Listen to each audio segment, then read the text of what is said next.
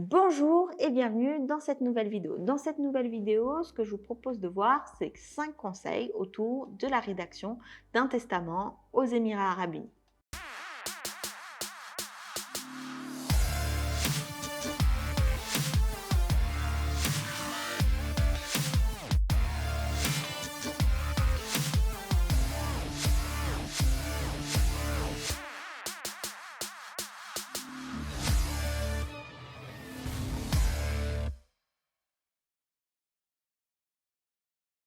Cette vidéo fait suite à une précédente vidéo où je vous proposais, enfin en tout cas je vous donnais les 4 grandes raisons qui pourraient vous pousser à vouloir faire un testament ici aux Émirats Arabes Unis.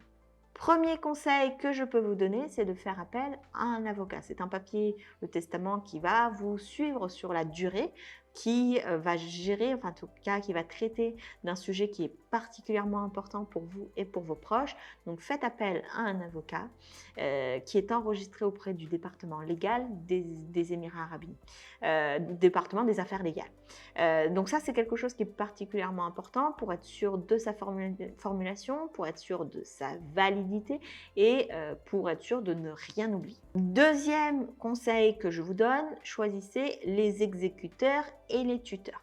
Qu'est-ce qu'un exécuteur? C'est la personne qui va être en charge de faire exécuter votre testament et donc qui va avoir la responsabilité de répartir peut-être les fonds tels que vous l'aviez voulu. Donc l'exécuteur, il faut qu'il y ait un exécuteur qui soit une personne de confiance. Donc réfléchissez autour de vous qui pourrait être l'exécuteur de confiance. Et la deuxième chose aussi à penser, c'est que si cet exécuteur dispose lui-même d'un visa résident, ça pourra aider grandement dans sa capacité à régler les tâches et à répartir les fonds peut-être ou à faire les annulations ou les transferts de parts que vous souhaitiez dans votre société après votre décès. Donc choisissez votre exécuteur et la deuxième chose, choisissez votre tuteur. Qu'est-ce qu'un tuteur? C'est pas la personne qui va exécuter votre contrat, enfin en tout cas votre testament.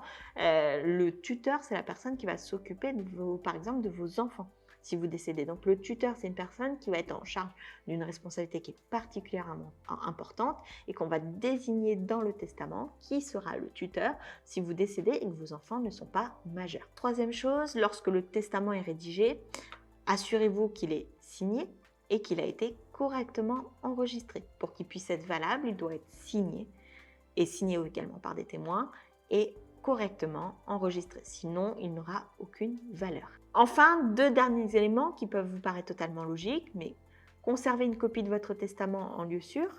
Lieu sûr, ça veut également dire un lieu où la conservation d'un document peut être assurée, donc pas dans un lieu humide ou trop chaud ou trop froid, dans un lieu, on va dire, à température ambiante ou peu humide, sec.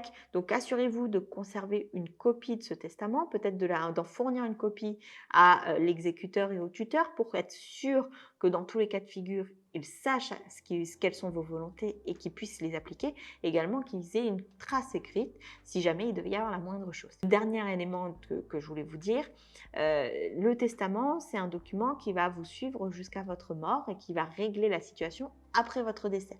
Si vous devez s'il y a des changements, par exemple un exécuteur différent, si vous voulez changer de tuteur, pensez à faire des mises à jour du testament autant qu'il le faudra tout au cours de votre vie pour que ce soit au plus proche de ce que vous avez désiré.